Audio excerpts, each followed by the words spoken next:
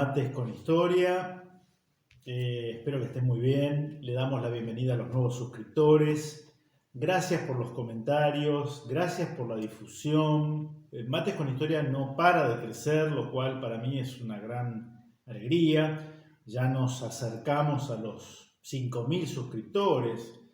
Para un canal de historia y para alguien que es un modesto comunicador, muy modesto como yo, la verdad, algo inimaginable cuando empezamos esta aventura. Así que muchas gracias nuevamente.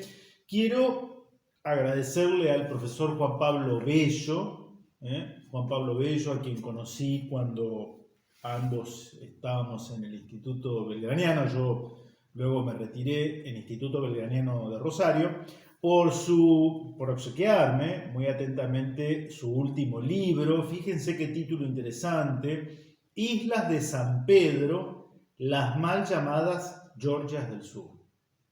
Islas de San Pedro, las mal llamadas Georgias del Sur. Juan Pablo Bello es su autor, editorial Duncan. Lo vamos a leer apenas podamos, ¿sí? Así que muchas gracias. Quería hacer mención de este obsequio.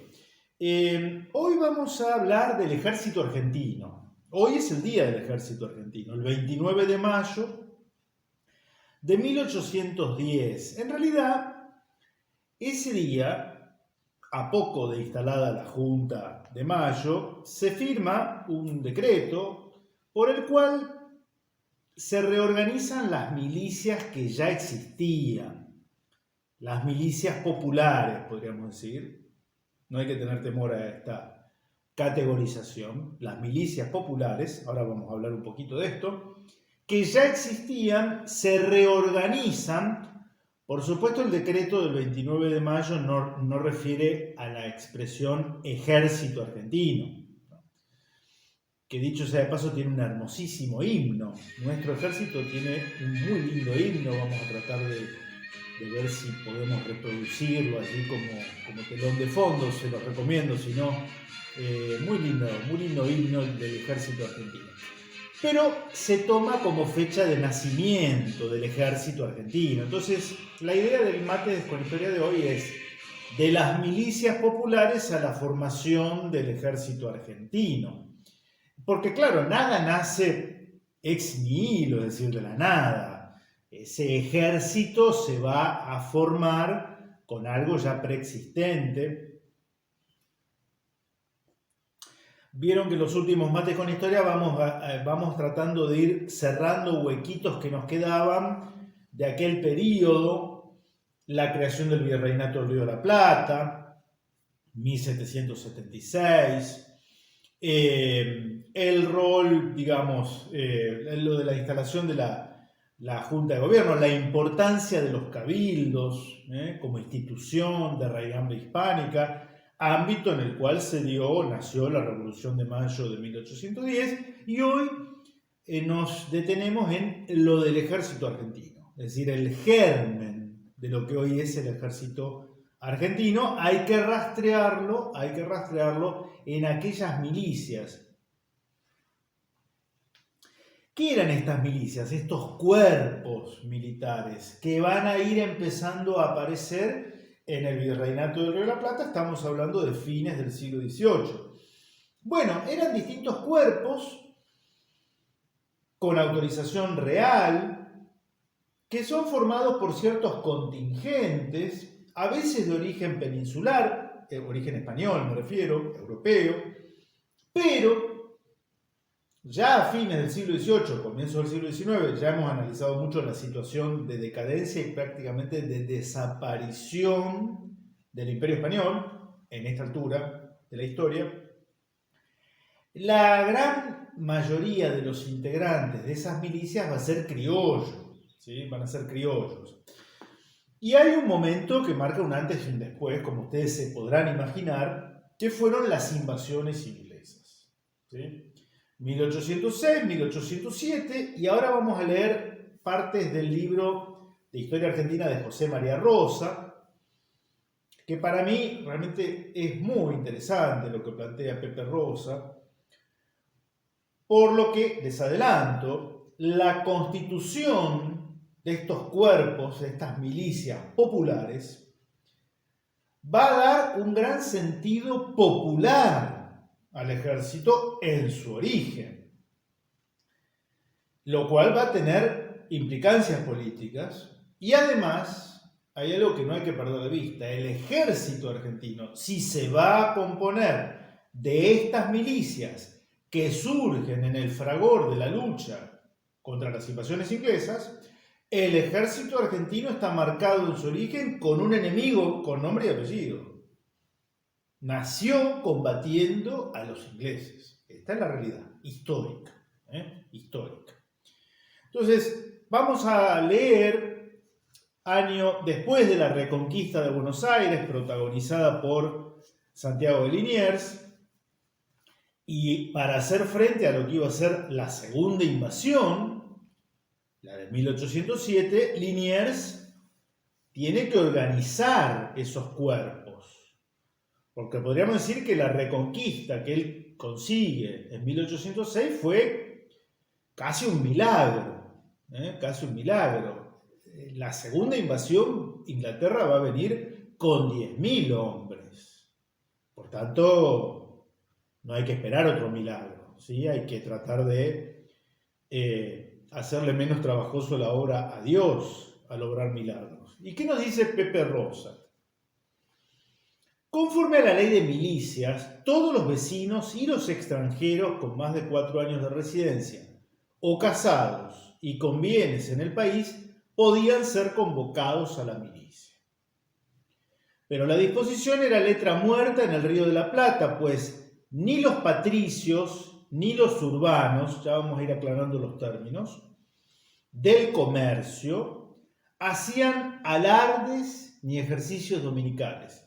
Los alardes eran los ejercicios en los que se ejercitaban las milicias en el Imperio Español, ¿no?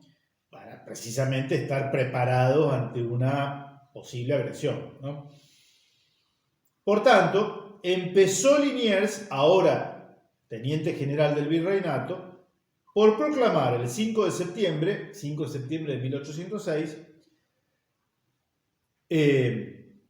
a los del comercio, ¿no? Los cuerpos del comercio, por su actitud del 12 de agosto, los intrépidos catalanes, los valientes asturianos y gallegos, los temibles castellanos, los audaces andaluces, los fieles aragoneses, y no enumeró otras regiones de España por acabársele los adjetivos.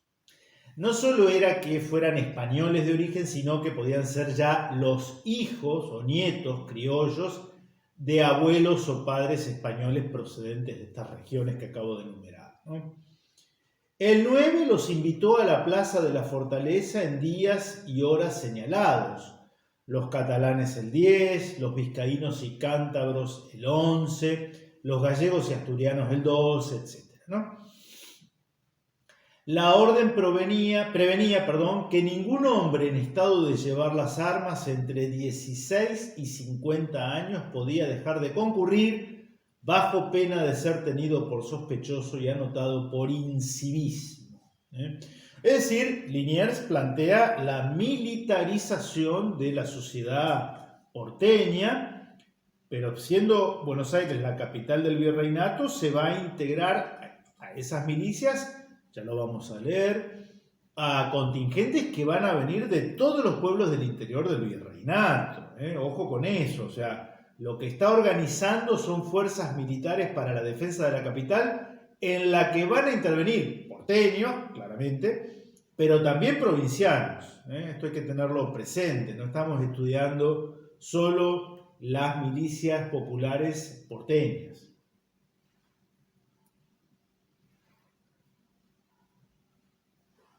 Continúo con lo que nos dice José María Rosa en Historia Argentina. No eran solamente peninsulares. Los hijos de españoles se incorporan a los tercios correspondientes al origen de los padres, lo que acabo de comentar. Patricios. Patria, hemos dicho, era la ciudad.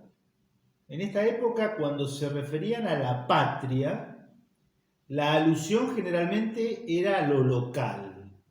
De ahí patricios. Eran aquellos que no vivían del comercio. Eran aquellos que no vivían del comercio. La tradicional milicia del poblamiento. Fueron, naturalmente, numerosos y debieron dividirse en varios regimientos de infantería, caballería y artillería. El nombre de patricios se conservó para los nativos de Buenos Aires, que formaron 3 batallones de infantería. Con los nacidos en el interior se crearía otro cuerpo de infantería, los arribeños, de las provincias de arriba. ¿De arriba de dónde? De arriba de Buenos Aires. Los arribeños. Todos los regimientos formarían 3 brigadas, mandadas respectivamente por los coroneles César Balbiani, Francisco Javier del Río y Bernardo Velasco. La reserva estaría bajo la dirección del capitán de fragata Juan Gutiérrez de la Concha. Y acá enumera todos los regimientos y sus respectivos jefes. Es muy largo, pero simplemente, por ejemplo, nombrar los húsares,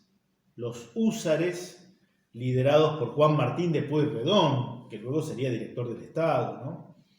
Los migueletes, liderados por Alejo Castex, los labradores u orilleros por Antonio Ballester. En fin, muy interesante. Cada uno de estos tenía su uniforme muy colorido, muy vistosos. Vamos a tratar de poner imágenes. Estaba también, me lo anoté aquí en otro papel, ¿no? Los dragones, los blandengues. En la infantería van a destacar, patricios, vizcaínos, los pardos y morenos. Los pardos y morenos, obviamente por la población negra que había en el Río de la Plata en ese momento. En la artillería va a destacar el regimiento de patriotas de Laurión. En fin, no quiero aburrirlos con este dato que pueden googlearlo, digamos, ¿no? Pero vamos a tratar de entender la dinámica. Insisto, estamos viendo lo embrionario que va a transformarse con los años en el ejército argentino. La integración de los cuerpos. Dice Belgrano en sus memorias, Pepe Rosa dice Belgrano en sus memorias, que la formación de los patricios fue obstaculizada repartiéndoles escasas armas o extrayéndole tropas para evitar que un número de 4.000 patricios se reuniera. Ojo con esto. Porque los patricios, dijimos, son los hijos de Buenos Aires, son los nacidos en Buenos Aires, a diferencia de los que vivían o que se ganaba la vida en el comercio. Los nacidos en la Buenos Aires porque habían sido descendientes de los fundadores de la ciudad. Por tanto, el componente social del regimiento de patricios no tiene nada que ver con lo del patriciado porteño. Ojo, van a ser los muchachos nacidos y que vivían en las orillas, en los arrabales de Buenos Aires, ¿no? Por eso pueden llegar a ser 4.000 en una ciudad que tenía 37.000 habitantes, ¿no? Con todo, fue la base de las milicias, patricios. Mandaban sus 3 batallones respectivamente Cornelio Saavedra, Romero y Uriel, y formaban entre los oficiales Belgrano, Juan José Viamonte, Eustaquio Díaz Vélez, Lucas Oves, a pesar de ser nacido en Montevideo, Vicente López y Planes, Medrano, Chiclana y otros que se distinguirían más tarde. Con los húsares estaban French, Enrique Martínez, Nicolás de Bedia. Entre los arribeños, Ortiz de Ocampo, que era riojano, que será el futuro jefe del primer ejército del Alto Perú, Juan Bautista Bustos, el futuro caudillo de Córdoba. En los Migueletes sentó plaza Juan Manuel de Rosas. Presten atención a esto. Estamos en 1806. Aunque sus 13 años lo excusaban del servicio, Juan Manuel de Rosas, con 13 años, va a servir en el batallón, en el cuerpo de Migueletes. Continúa y me detengo en esta anécdota. Rosas, como otros niños, fue incorporado por orden expresa de Liniers para recibir la conveniente instrucción militar. Como la ley impedía llevar niños a la guerra, se les dará aparentemente de baja el 1 de julio de 1807, día de partir el cuerpo al combate. Esta baja marginal, entre comillas, ha servido para que alguno negara la presencia de Rosas en las jornadas de la defensa, 1807, a pesar del testimonio de sus contemporáneos y los partes de sus jefes. Y voy terminando con esta primera parte, tratando de entender qué eran estas milicias populares. Continúa José María Rosa. Militarizar un número tan considerable era tarea difícil. Militarizar miles de hombres era tarea difícil. Pero Liniers, ayudado por el diligente y rico Martín de Álzaga, la cumplirá perfectamente. Por eso, en 1807 pudimos repeler a los ingleses. ¿Se entiende, no? No fue solo fortuna. Se pusieron a recaudo los bienes del rey, se llamó a contribuciones patrióticas, se aceptaron donativos individuales, hasta reunir más de 1 millón de pesos plata. Con esa cantidad se pagaron caballos, arneses, cureñas para los cañones, vestuarios, manutenciones, sueldos, manumisiones de esclavos. Un esclavo manumitido era un esclavo liberado, que alguien había pagado su liberación, era ya un hombre libre, ¿no? Había 2.000 fusibles inservibles que se repararon y se disponía de los fusiles y cañones tomados a los ingleses. La actividad de Álzaga, elegido alcalde de primer voto por el Cabildo en 1807, fue extraordinaria. De la nada crea una maestranza que fabrica espadas, funde balas, hace nacer una intendencia de guerra, construye cuadras para la caballería, baterías y reductos para la artillería. Se recogen y componen las armas viejas de la ciudad y el interior para suplirlas de servicio. Se traen 2.000 quintales de pólvora del Perú y de Chile. Ya arreglada la parte material por Álzaga, con proclamas, órdenes, poesías épicas, el teniente de patricios, Vicente López y Planes, escribe un poema, Triunfo Argentino. Se inflama la parte espiritual. La tarea no es fácil y encuentra burlas y reticencias en la gente principal. La gente principal era la gente bienuda, digamos, la que vivía cerca de la plaza, la que vivía del contrabando y la que había estado chocha con el interinato en el gobierno de Belfort. Los 58 vecinos que firmaron fidelidad a su majestad británica. Ellos se burlaban y el pueblo se organizaba a través de las milicias. Y un episodio que permite también, se entiende, ¿no? Es decir, era un origen popular porque no va a haber familia que no tuviera a uno de sus hijos al menos en armas.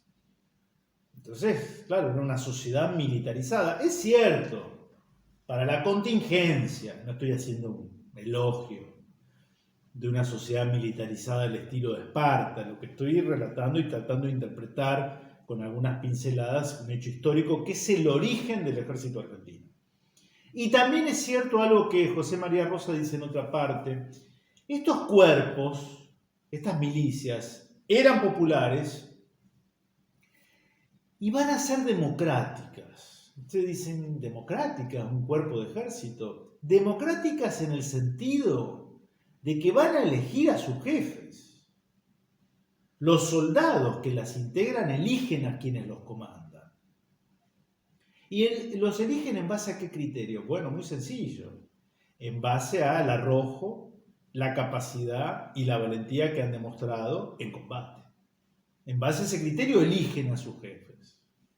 Por tanto, son populares estas milicias, el origen del ejército argentino, y son democráticas en el sentido de que no las dirigen simples burócratas, ¿no? Gente de escritorio no, gente de coraje y de arrojo. Esos son los comandantes. Por supuesto, no vamos a pretender que en una estructura jerárquica, como es un ejército, siempre prime la elección democrática. Es para un hecho puntual, entre una invasión repelida y otra que está por venir, la de 1807. Vamos a, después de la Revolución de Mayo, la famosa Revolución de las Trenzas. ¿Qué fue esto? Interesante, ¿no? Una revolución en la que se les ordena cortarse la cola. Usaban el pelo largo que se recogían tipo colita, digamos, ¿no? Estamos en 1811. Dice, aparentemente el triunvirato, se ha producido la Revolución de Septiembre de 1811, que ha derrocado, disuelto la Junta Grande, y aparece el triunvirato. Bernardino Rivadavia es secretario del primer triunvirato y allí se produce este motín de las trenzas. Dice José María Rosa, aparentemente el triunvirato se apoyaba en el exterior, en el brazo fuerte de Lord Stamford, el embajador británico en Río de Janeiro, y en el interior, en los prebostes de las orillas y la anulación de patricios y húsares por la ausencia de Saavedra y Martín Rodríguez. Era comandante general de armas Ortiz de Ocampo, lo mencionamos. Siempre más porteño que riojano, pese a su jefatura de arribeños, comentario que tira José María Rosa, y al escaño por La Rioja que ocupaba la Junta. Romero, jefe interino de los patricios, había estado con la Revolución de Septiembre como la mayor parte de los oficiales. Pero la tropa y suboficiales del cuerpo eran de extracción orillera, de los suburbios, mestizos, los que vivían en las orillas de la ciudad, y habían sido en mayo de 1810 y abril de 1811 la Revolución de los Orilleros. Le dedicamos un mate con historia. El gran pivote revolucionario, los patricios, el elemento popular en armas, habrían sido el gran pivote revolucionario. Romero los había acuartelado durante las jornadas de septiembre y por eso pudieron ganar la calle los revolucionarios de la clase decente. Los patricios aceptaron el acuartelamiento creyendo que saldrían en el momento oportuno para encontrarse que su jefe interino les había encerrado en el cuartel para anularlos. Hubo malestar en el cuerpo y deseo de tomarse desquite. Bueno, refiere a otras cuestiones. Cornelio de Saavedra ha marchado al Alto Perú, está ausente de Buenos Aires, y aparece Belgrano, nombrado director interino del cuerpo de patricios, y lo primero que hace el pobre Manuel Belgrano, aplicando el reglamento, es ordenarles que se corten el pelo. Y acá estalla, esto fue la gota que rebalsó el vaso. Para peor, el nuevo jefe entró con mal pie, dispuso medidas que entendió de disciplina y fueron tomadas por agravios, entre ellas que los patricios se cortasen la coleta o trenza. Y fíjense qué interesante, y con esto termino. La coleta, la cola, ¿no? La cola de caballo, que venía desde los tiempos de Pedro de Ceballos, mencionamos a Pedro de Ceballos, primer virrey del Río de la Plata, era mantenida en patricios como una tradición irrenunciable. Era preciado distintivo del cuerpo, porque los otros regimientos eran pelones, según las ordenanzas militares en vigencia. Formaba un motivo de orgullo orillero, la trenza, la cola. Las modas tardan en llegar a los suburbios. Y sus habitantes mantenían la cola de Carlos III, mientras los del centro se cortaban el pelo a la manera de Fernando VII o Napoleón. De la misma manera que la rústica chaqueta o saco era la casaca de otros tiempos que persistía junto con los apretados pantalones cortos de hebilla, remedio de los gregüescos del siglo XVIII, en tiempos que los elegantes usaban frac, levita y pantalón copiados de los figurines de Londres o Madrid. La trenza se usaría hasta entrado el siglo como distintivo varonil en las orillas. Fíjense cómo cambian, ¿no? Las cosas, me refiero. En los tiempos de Rosa sería sustituido por la porra y en los de Alsina por la melena. No fue solamente la orden de cortarse el pelo lo que llevó al levantamiento de los patricios. La inquietud del cuerpo, como la de otros regimientos populares, se había iniciado desde las jornadas de septiembre y el advenimiento de los cajetillas del centro al poder y al dominio de la calle. Bien, el motín es reprimido. 11 sargentos, cabos y soldados fueron fusilados y puestos sus cadáveres a la expectación pública durante varios días. ¿Quién firmó la orden? Bernardino Rivadavia. ¿Quiénes fueron esos fusilados? Muchachos de origen humilde que habían defendido a la patria en 1806, 1807 y que querían darle sentido popular y patriótico a esa patria en germen en 1811. Sus nombres, dice José María Rosa, para salvarlos de un injusto y agravante olvido fueron Juan Ángel Colares, Domingo Acosta, Manuel Alfonso y José Enríquez, sargentos, Manuel Pintos y Agustín Quiñones, cabos, Agustín Castillo, Juan Herrera, Mariano Carmen y Ricardo Nonfres, soldados. Me pareció muy interesante traer a reflexión de todos ustedes estas referencias de José María Rosa sobre por qué esas milicias populares marcan el origen de lo que será el ejército argentino. En fin, vamos completando elementos que nos quedaban en ese rompecabezas interesantísimo y apasionante que siempre es la semana de mayo, ¿sí? Y los días posteriores. Espero que les haya parecido interesante, les pido que difundan Mates con Historia, les dejo un fuerte abrazo de Rosario, nos vemos la próxima.